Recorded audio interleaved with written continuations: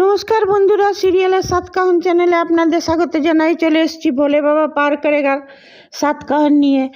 দেখা যাচ্ছে যে ওরা তো এসেছে বস্তিতে নিয়ে, ওইখানে ওর বন্ধুরা সব জুটেছে, ওদের নাচ ওদের গানও হলো, ভোলে বাবা পার করেগার গানটা। তারপরে সবাই বসেছে, ঘরে এসছে সবাই এক এক করে, মানে দেখা যাচ্ছে এখানে বস্তিতে সবারই খুব একতা, সবাই খুব মিলেমিশে থাকে, ঝগড়াও করে কিন্তু গ্রামে গঞ্জে বা বস্তিতে এই ভালোবাসাটাও আসল। একটা বাড়িতে জামাই এলে সবাই আসে, সবাই নিজে নিজে নিজে কিছু যার শক্তি সে জামাইকে করে খাওয়ায়। এটা শহরে দেখা যায় না, বড় বড় লোকের বাড়িতে এইসব দেখা যায় না। গ্রাম মধ্যবিত্ত ঘরে চাই বস্তিতে এই সব জায়গায় এইগুলো দেখা যায়।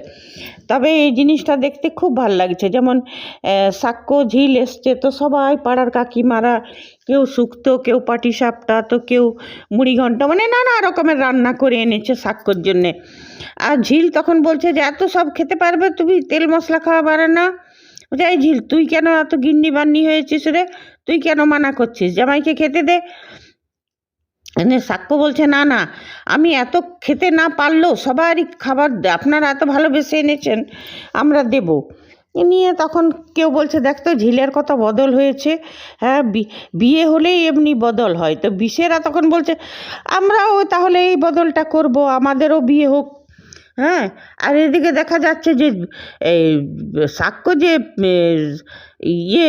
গ্যাস আর ওই মানে গ্যাস সিলিন্ডার আর ওই ফ্রিজটা কিনে দিয়েছে, তার বিলটা লোকটা দিয়ে গেল কার ঘরে না, সাক্ষ্যর ঘরে। মানে এটা তো লীনা গাঙ্গুলির দেখাতেই হবে এই ঝামেলাটো। সাধারণত যদি সত্যিকার হতো হয়তো সাধারণত বিলটা ওকেই দিত, কিন্তু সে না ওর বাড়িতে দিয়ে গেল বিলটা। মানে এটা লীনা গাঙ্গুলির সিরিয়ালে ঝামেলা করার একটা তো রাস্তা খুঁজতে হবে। নিয়ে তারপরে শুরু হয়ে গেছে ওদের ঘরে দক্ষযজ্ঞ। এদিকে চৈতি সমানে, চৈতির এত কীর্তির পরেও কী করে যে এদের চোখ খুলে না, বলে বিড়ালেরও 7 দিনে চোখ খুলে যায়। হ্যাঁ, শয়তানদেরও হয়তো একদিন চোখ খুলে, কিন্তু এই সাক্ষ্যর বাড়ির লোকের চোখ খুলে না, শয়তানের থেকেও বেশিও এরা। হ্যাঁ, যে চৈতি এত বড় বড় ক্ষতি করতে চাইছে, মানে তো ঝিলের উপর মানে যাকে বলে ঘেন্না আছে, তা বলে তুই নিজের ছেলেটাকেও ঘেন্না করছিস। তো নিজের ছেলেটাকে যে সর্বনাশের করে দিচ্ছে তার হয়ে তোরা কী করেই করছিস। নিয়ে তারপরে ওরা সেই বিলটা দিয়ে বলছে বাবা রাখো, এটা তুমি রাখো, এই আমি বিল নেব না। বলছে হ্যাঁ তোমার নাও বৌদি, তুমি রাখো তোমার ছেলের বিল। বলছে আমার ছেলের সাথে আমি তো ভালো করে কথাই বলি না। তারপরে ওদের শুরু হয়ে গেল, বলছে এই লোভেই তো বিয়ে দিয়েছিল সাক্ষ্যর সাথে। এরা খুব ভালো করে জানে যে মিনু বিয়ে দিতে চায়নি, আর তোমার ছেলেই জবরদস্তি বিয়ে করছে, কিন্তু এদেরকে বলতে হবে। নিয়ে তবে হ্যাঁ, আজকে সুবলার দারুণ ছিল, সুবলার মুখটাও মিষ্টি, সুবলার দারুণ ছিল আজকে। নিয়ে বলছে যে এই লোভেই তো বিয়ে দিয়ে বলতে বাধ্য হচ্ছে মিনু একটা লোভী মেয়ে। তখন সুবলা এসে বলল যে মিনুদি লোভী মেয়ে নয়, মিনুদি যদি লোভী মেয়ে থাকতো না, তাহলে ও যখন তোমরা টাকাও দিতে চেয়েছিল, টাকা নেয়নি কিন্তু। তখন আবার বলে উঠছে 100 রূপা, এটাকে তো দেখলে গা পিত্তি জ্বলে যায়। বলছে এই জন্যেই নিতে চাইনি টাকা, যে সাক্ষ্যকে দিয়ে তো অনেক কিছু বাগিয়ে নিতে পারবে, তা এতটুকু টাকা নিয়ে কি হবে। তখন সুবলা বলল কি ওরা কি আগে ও কি জানতো যে মিনুদি কি জানতো যে সাক্ষ্য দাদাবাবু বিয়ে করবে ঝিলকে, সেটা তো জানতো না। হ্যাঁ, তারপরে সুবলাও শুনিয়েছে যে আচ্ছা তোমাদের বাড়ির সব কাজে আমরা থাকি, তোমরা আমি থাকি, তোমরা নিজেরাও অতটা থাকো না যতটা আমি থাকি, কিন্তু কোনো দিন তোমাদের নাম নেই। আর সব সময় তোমরা বস্তির মেয়ে বলে থাকো, এই ঝিলকে তোমরা সব সময় ছোট বড় কথা শোনাও। আচ্ছা তোমরা এত কি করে একটা মানুষকে এত কথা শুনে এত অপমান করতে পারো, কি করে কথা শোনাতে পারো। ঝিলকে যদি তোমরা একটু বুঝতে না, তো ঝিল তোমাদের বাড়ির সব থেকে ভালো বউ হতো, আর ঝিলেই সব থেকে ভালো। তখন বলছে হ্যাঁ তোমার তো গায়ে লাগবেই, তোমার শ্রেণীর লোককে নিয়ে কথা বলছি তো সেই জন্যে। বলছে তোমরা এমন কেন করে বলো গো, আমার শ্রেণীর লোক। হ্যাঁ ঠিকই তো, বস্তিতে আমি জন্মেছি, কিন্তু বস্তিতে জন্মাটা তো কোনো অপরাধ নয়। নিজের জন্মের উপর কারো অধিকার থাকে কেন? তোমাদের ছেলে মেয়েদেরই প্রাপ্য। তোমাদের ছেলেমেয়েরা ভালো ভালো জায়গায় বিয়ে হবে, ভালো জীবন কাটাবে। আর আমাদের ছেলে মেয়েদের বস্তিতে জন্মেছি বলে আমাদের ছেলে মেয়েদের ভালো জীবন থাকতে নেই? মানে খুব সুবলা আজকে যেটা শুনিয়েছে, দারুণ শুনিয়েছে। নিয়ে বলছে, আচ্ছা তুমি বলো তো বড় বৌদি, বস্তিতে জন্মানোটা কি পাপ? আর এদিকে তৃণাঞ্জন যে আছে ওটা ভাষণ দিচ্ছে। হ্যাঁ, মানে এর তো মুখ ঘুরিয়ে ঘুরে কথা শুনে মনে হয় মারি টেনে এক চড় মুখটাতে। বেটা ছেলের মানে এ তো বেটা ছেলের কোনো লক্ষণেই নেই এর ভেতরে। এই তৃণাঞ্জন মানে সেই পাড়ার মাসিগুলো থাকে না, চুগুলখোর মাসিগুলো যেমন মুখ ঘুরিয়ে ঘুরিয়ে ঝগড়া করে, এই তৃণাঞ্জনটা হচ্ছে সেই ধানের, মানে সেই ধানের বেটা ছেলে নয়, মেয়ে ছেলে একটা। মানে বেটা ছেলের মুখোশধারী মেয়ে ছেলে, একে দেখলে গা পিত্তি জ্বলে। নিয়ে যাই হোক, নিয়ে সুবলা তো দারুণ শুনিয়ে গেলো। বলছে, আচ্ছা বড় বৌদি বলো তো, নিজের জন্মের উপর কারো হাত থাকে? তোমরাও যে বড় লোকের বাড়িতে জন্মেছো, হ্যাঁ, তোমরা সব কিছু সুযোগ সুবিধাটা পেয়েছো, সেটা কি তোমাদের কোনো হাত আছে? আমরা যে বস্তিতে, তার মানে আমাদের বস্তি থাকি বলে আমাদের ছেলেমেয়েদের ভালো জীবনযাপন কাটাবার অধিকার নেই? খালি ওটা তোমাদেরই ছেলে মেয়েদের প্রাপ্য। এই বলে সুবলা চলে গেল। তখন বুড়োটা বলছে, ওই দাদু বলছে যে এই ছোট মুখে মানে ও বলতে চাইছিল যে ছোট লোককে মাথায় চাপাতে নেই, এই জন্যে সুবলা এত কথা শুনে গেল। তখন চৈতি এবার বলে উঠছে, ছোট লোককে যখন যেমন মাথায় চাপিয়েছ তেমনি মাথা থেকে নামাও। ও তো ওই করে নিয়েই বিয়ে করেছিল, ওকে বাড়ি থেকে বের করো। হ্যাঁ, দেখবে যখন বেরোবে ও ওই জন্যেই বিয়ে করেছে, ও খরপোশ নেবে, বড় অ্যামাউন্টের একটা টাকা নেবে অ্যালুমিনি ভেসে। আচ্ছা এরা কী রে বাবা, এরা মানে হিংসাতে এটাও ভুলে গেছে যে ঝিল যখন ডিভোর্স দিয়েছিল 1 পয়সাও নেয়নি, ঝিল চলে যাচ্ছিল, তারপরেও এই কথাগুলো কি করে বলে? অবশ্য ঝিল এই কথাটা বলল যে যখন ঝিলের মা খুব চিন্তায় ছিল যে যদি মানে সাক্ষর বাড়ির লোক জানতে পারে যে ওই সব কিনে দিয়েছে তখন কি হবে, সেটাই বলছে যে আমি খুব তো ওইখানে তো ঝড় উঠবে, সবাই বলবে।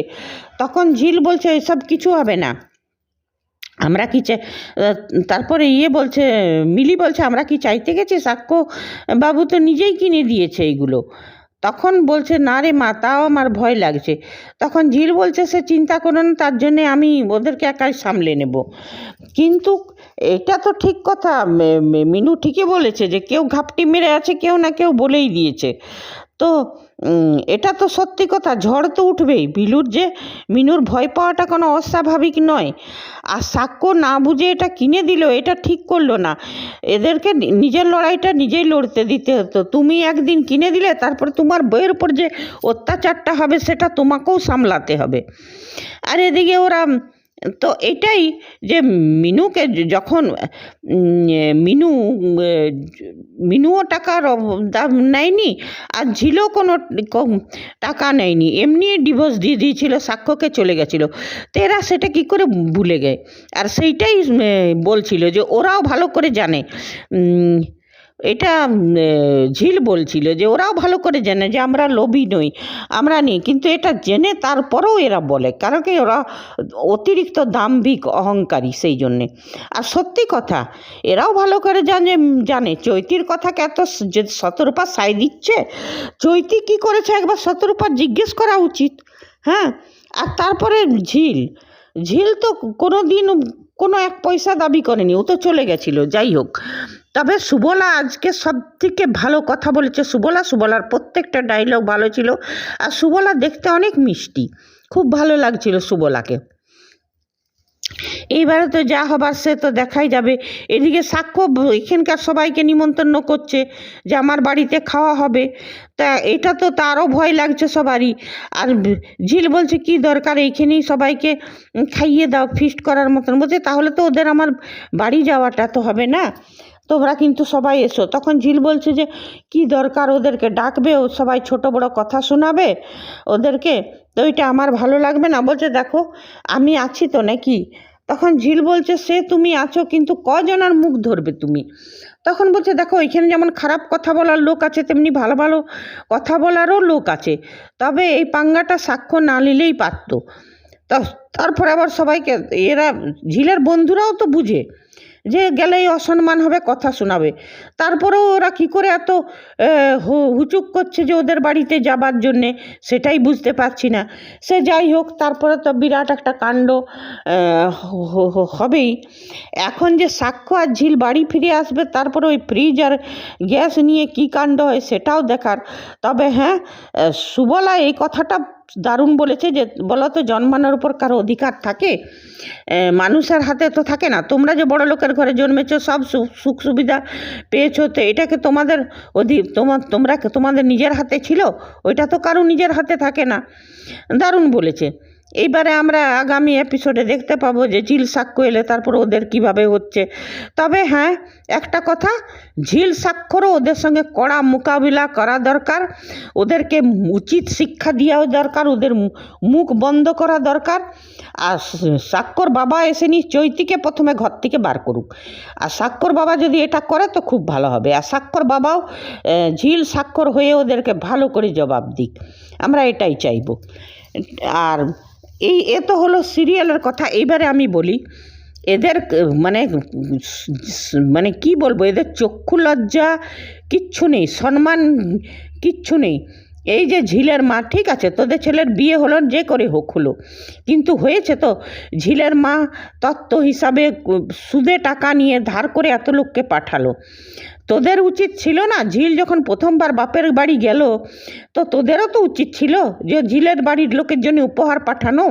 সে তো তোরা পাঠালি না। সে না হয় সাক্ষ্য সবারই জন্য মিষ্টি নিয়ে গেল, ওইটা আলাদা কথা, কিন্তু তোরা কোন জানিস, তোরা কোন নিয়ম কানুন জানিস, কোন আচার আচরণটা জানিস? তোরাও তো জানিস না। ঝিল সেগুলো নিয়ে বলতেই পারে যে আমার মার তো ঠিক আছে সুদে টাকা নিয়ে এলো, তোমাদের এত টাকা ছিল, তোমরা কি দিলে? তোমার ছেলে যখন বিয়ে করে নিয়েই গেছে, আর তারপরে যখন সাক্ষ্য যদি কিনে দিয়েছে এই উপহারগুলো, তো সেখানে ঝিলের কোথায় দোষ আর ঝিলের বাড়ির লোকের কোথায় দোষ? সেইগুলো তো না। ঠিক আছে, তোমাদের হয়ে সাক্ষ্যই কিনে দিয়েছে, তাতে কি হয়েছে? তবে হ্যাঁ, এটা বলবো, সাক্ষ্যর দুম করে এটা কিনে দেওয়া উচিত ছিল না। কেন কি, ঝিল তো বলেই ছিল যে আমি রোজগার করে মাকে এটা কিনে দেবো, আর মিলিও বলে যে মায়ের জন্য আমি একটা গ্যাস কিনে দেবো, ইনস্টলমেন্টে এই ফ্রিজ একটা কিনতেই পারতো সাক্ষ্যরও। তবে হ্যাঁ, সাক্ষ্য যখন ঠিক আছে জামাই ছেলের মতোই হয়, কিনে দিলে দোষ নেই। যখন কিনে দিয়েছে তো এবারে যেমন ঠেলাটা সামলায়, ঝিলকে যেমন কথা শুনতে না হয়, সাক্ষ্য যেমন সেটা সব সামলে নেয়। তবে লীনা গাঙ্গুলির সিরিয়াল তো, এইখানে যেমন মিনু চিন্তা করছিল যে আমার মেয়েটার এত সুখ সইবে, তো তেমনি আমরা দর্শকরাও চিন্তা করছি যে এই সম্পর্কটা আবার কোন কিসে ভেঙে না দেয়। আর চৈতিকে দেখলেই তো দর্শকদের গা পিত্তি জ্বলছে। তো চৈতিকে এখনও পর্যন্ত ঘরে রেখে দিয়েছে, এটা কি বাস্তবে হয়? ঠিক আছে, মানছি ঝিলের উপর ওদের ঘেন্না আছে, রাগ আছে, হিংসে আছে, সব আছে, কিন্তু সাক্ষ্যর মা কি এত হিংসেতে এত অন্ধ হয়ে গেছে যে চৈতির শয়তানিগুলোও দেখতে পাচ্ছে না, যে চৈতি কিভাবে ওর ছেলেকে হেনস্থা করছে, ওর ছেলেকে অত্যাচার করবার চেষ্টা করছে, থানা পুলিশ এইসব করে নিয়ে। বিয়ের রাতেও প্রথমে থানা পুলিশ করেছিল, তারপরে ঝিলের নাম দিয়ে ওকে আবার থানা পুলিশ টর্চার করছিল। এত হিংসাপরায়ণ মা হয় বাস্তবে? এমনি হয় যে ছেলের যে ক্ষতি করবে? ঠিক আছে, ঝিলের উপর রাগ আছে, হিংসে আছে, ঠিক আছে, তা বলে চৈতির শয়তানিগুলো তো সাক্ষর মায়ের দেখা উচিত। সে দেখতে পাচ্ছে না। তবে হ্যাঁ, এত কিছুর মাঝখানে আজ সুবলা যে মুখ খুলেছে, দুর্দান্ত বলেছে। সুবলাকে আমাদের দর্শকদের খুব ভালো লাগছে। এমনি যেমন সুবলা শক্তভাবে ঝিলের পাশে সব সময় থাকে। ঠিক আছে বন্ধুরা, আজ এতটাই। আবার চলে আসবো আগামী এপিসোডের সাতকাহন নিয়ে। আপনারা যদি আমার সাথে সহমত থাকেন তো কমেন্ট করবেন, না থাকেন